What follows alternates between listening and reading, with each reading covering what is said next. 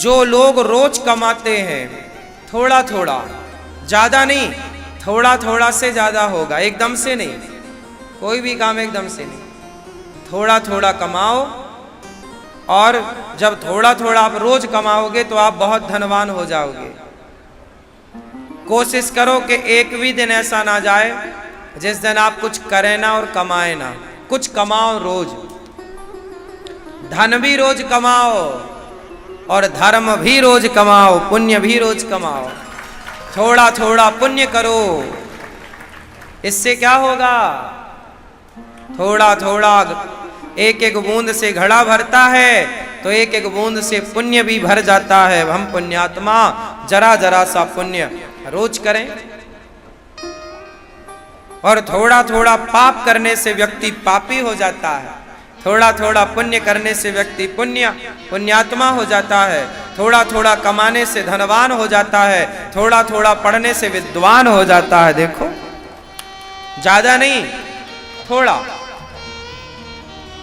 एक बात रोज सीखो, एक अच्छी बात रोज सीखो और एक बात रोज जीवन में उतारो, अच्छी बात। अपने लिए एक बढ़िया सी प्लानिंग करो, अपने परिवार के लिए, आप अपने लिए एक ऐसी प्लानिंग करके ऐसा मैप तैयार करो आप लोग। अच्छा, आप लोगों ने अपने भविष्य की कोई प्लानिंग करी कि नहीं? नहीं? कोरोना आया था ना, तो बहुत लोगों के घर का आटा खत्म हो गया था। क्यों जी, बात सही है? बहुत लोगों के घर की गैस खत्म हो गई थी, सही है? बहुत लोगों के घर का नमक खत्म हो गया था, हाँ या ना? तेल मसाला खत्म हो गया, सही है? हाँ या ना? एक सुंदर प्लानिंग करना चाहिए। कैसी प्लानिंग?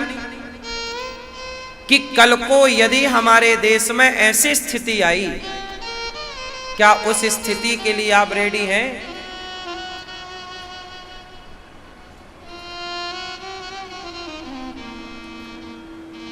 आपके घर में आज कमाने वाला है और भगवान ना करे, कई बार ऐसा होता है बहुत लोगों के घर में कि जो कमाने वाला होता है उसी की मृत्यु हो जाती है। ऐसा होता है कई जगह, हाँ या ना? तो जब कमाने वाला ही चला गया तो परिवार बिल्कुल बिखर गया, फुटपाथ पे आने की स्थिति, हाँ या ना? इसलिए मैं आप सबसे एक छोटी सी आपके भले के लिए एक बात कहूं, जब समय अच्छा हो, कमाई अच्छी हो, सब बढ़िया हो, तो अपने परिवार के लिए एक अच्छी प्लानिंग कर लो भविष्य की। एक बढ़िया सा घर बनवा लो, एक छोटा मोटा प्लॉट लेके डाल दो, मुसीबत में काम आती हैं प्रॉपर्टियां, हाँ या ना? एक आध खेत लेके डाल लो, काम आती हैं चीजें भविष्य में।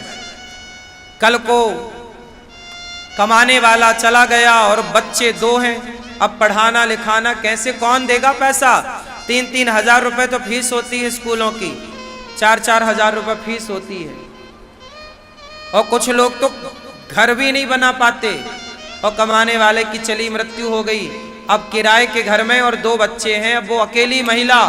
सुनो, समय अच्छा होगा तो सारे लोग सपोर्ट करेंगे, समय बिगड़ेगा तो कोई ना पूछने आएगा कि तुम्हारे घर में दीपक जल रहा है या नहीं, चूल्हा जल रहा है कि नहीं। समय रहते जो समय का, पैसे का सदुपयोग करता हो वो समझदार है, और जो समय रहते पैसे का और समय का दुरुपयोग करे उससे बड़ा मूर्ख कोई नहीं, हाँ या ना? क्या कहते हैं आप लोग? कितने लोग सहमत हैं मेरी बात से? समय रहते एक अच्छी प्लानिंग कर लेनी चाहिए। बोलो हाँ।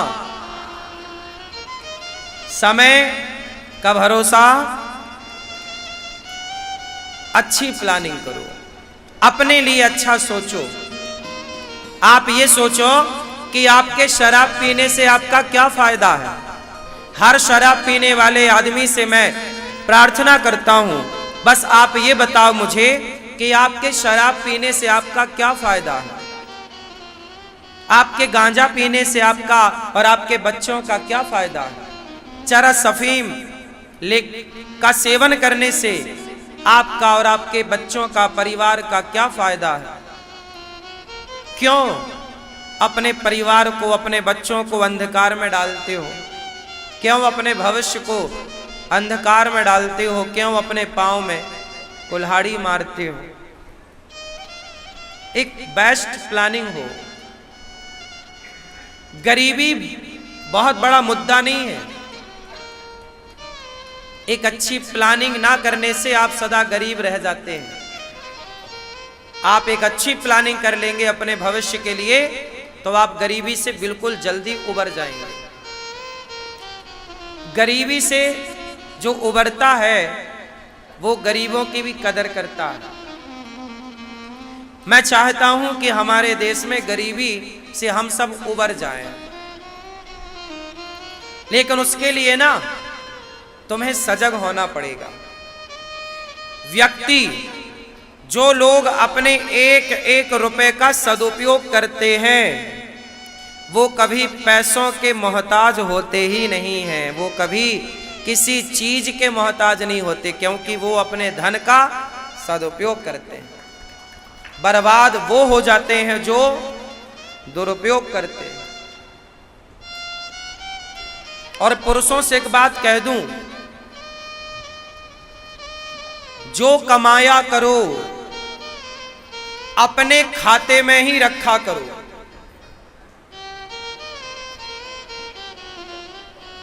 ना तो भाई को देने की जरूरत है, ना परिवार में किसी और को, क्योंकि दुनिया लेने के लिए तो दोनों हाथ फैलाए खड़ी है, और जब आप ही अपनी संपत्ति मांगोगे तो लोग ठेंगा दिखा देंगे आपको। ये रहा, क्या दिया तूने, चल निकल जाए यहां से। ये सच्चाई है, आप मानो मत मानो। तुम कितना भी अपने भाई के लिए कर लो, करना चाहिए, अच्छा है, परंतु जो आप कमाते हो महीने का 1000, 10,000, लाख, 2 लाख अपने पास रखो।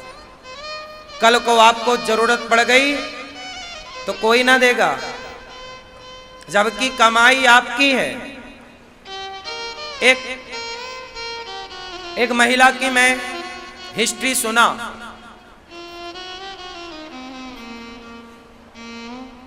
तो उसने बताया, एक महिला थी, वो सरकारी जॉब करती थी, सरकारी कर्मचारी, अच्छा खासा 70-80 हजार रुपये महीना कमाती थी वो। उसको लगा कि मेरा परिवार तो अच्छा है, मेरा भाई अच्छा, मेरी बहन अच्छी, मेरी माँ, मेरा बाप सब अच्छा, ठीक भी है। उसने कमाया और कमा कमा करके सारी उसके घर में उसके भाई के नाम पे 4 एकड़ जमीन, उसकी बहन के नाम पे 2 एकड़ जमीन, सबकी जमीन जायदाद हो गई। फिर हुआ उसको जरूरत पड़ी किसी काम को। अब उसने अपने लिए कुछ प्लान किया होगा, तो उसने अपने लोगों से मांगा कि भाई जो पैसा है वो दे दो। बोले कहाँ पैसा है? बोले जमीन आ गई है। बोले जमीन किसके नाम पे? बोले उनके नाम पे, तुम्हारे नाम पे कुछ नहीं। ऐसा होता है। तुम ज्यादा, गन्ना बहुत मीठा होता है, इसलिए कोल्हू में पेरा जाता है। जो ज्यादा मीठा होता है वो अपना नाश कराता है। देखो तो मीठे गन्ने को कोल्हू में पेरा जाता है। इसलिए हम आपसे सिर्फ इतना कहते हैं, अपनी कमाई अपने बैंक में रखो। आप जो भी चीजें खरीदो अपने नाम पे करो, वरना दुनिया लोन आपके नाम पे देती है, वस्तुएं अपने नाम पे कर लेती है। ऐसे ही होता है, चुकाओ तुम, मौज उड़ाएंगे वो। कोई भी कैसा भी हो सकता है आज के युग में। आज के युग में पैसे के लिए कोई भी बेईमान हो सकता है। 1% छोड़ दो आप अच्छे लोगों को, हाँ या ना। आजकल पैसे के लिए वो ईमानदारी वाला जमाना, सतयुग चला गया जहां राम जैसे भाई होते थे, चला गया त्रेता द्वापर। अब तो कलयुग है। अब तो भाई भी पैसे के लिए भाई का मर्डर कर देता है। अब तो बेटा भी पैसे के लिए बाप का मर्डर कर देता है। आजकल तो माँ भी बच्चे को मार डालती है, हाँ या ना। क्या नहीं हो रहा है इस युग में। इसलिए जो कमाओ किसके पास? अपने पास। और आपकी पत्नी अच्छी है तो फिर पत्नी को दो।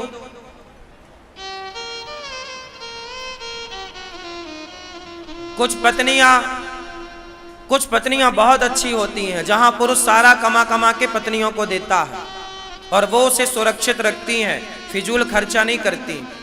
पर कुछ पत्नियां होती हैं कि पैसा आया तो थोड़ा मायके की तरफ सप्लाई कर देती हैं। हमारा भाई गरीब है, हमारे यहाँ बाप के यहाँ ये, तो पति को पता चला कि ये तो बंटाढार कर देगी, तो फिर वो अपनी पत्नी को देना बंद कर देता। इसलिए पत्नियों को भी चाहिए कि अपने पति के विश्वास को ना तोड़ें। देखो, रिश्ता भाई भाई का और हिसाब पाई पाई का। रिश्ता भाई भाई का और हिसाब, जिसका हिसाब किताब सही है वो सदा सुखी है, और जिसका हिसाब किताब, सारा झगड़ा हिसाब किताब पर होता है आखिरी में। बोलो हाँ। इसलिए पहले से हिसाब किताब ठीक करके चलो। बात किस किस के समझ में आ गई? तो बात हमने सही कही या गलत कही? क्यों सही है? क्यों टोपी वाले भैया, सही है कि नहीं? ऐसे में कितने भाइयों को जानता हूं कि छोटा भाई कमा कमा के सारा बड़े भाई को देता रहा, ये सोच के कि ये हमारे बाप के तुल्य है, और वो सारा पैसा भाई का कमाया भी रखा, बाप की संपत्ति अपने नाम पे करा दिया और भाइयों को दिखा दिया बाबा जी का ठुल्लू। अब वो भाई बेचारे परेशान हैं। सारे भाई ऐसे नहीं हैं, पर बहुत ऐसे हैं। इसलिए समझदारी यही है, ज्यादा परिवार में सबके साथ अच्छा व्यवहार करो, सबकी मदद करो, हेल्प सबकी करो। जरूरत पड़ने पर भाई को जरूरत है 50,000 की, दो। भाई को हॉस्पिटल में दवाई की जरूरत है, बीमार पड़ा है, करो। पर संपत्ति ही क्यों देना है उसे? जरूरत पड़ने पर हेल्प तो करनी चाहिए। अपने नहीं करेंगे तो कौन करेगा? करो। आप सबकी करो हेल्प, पर यह देख लेना कि आपकी कौन करता है।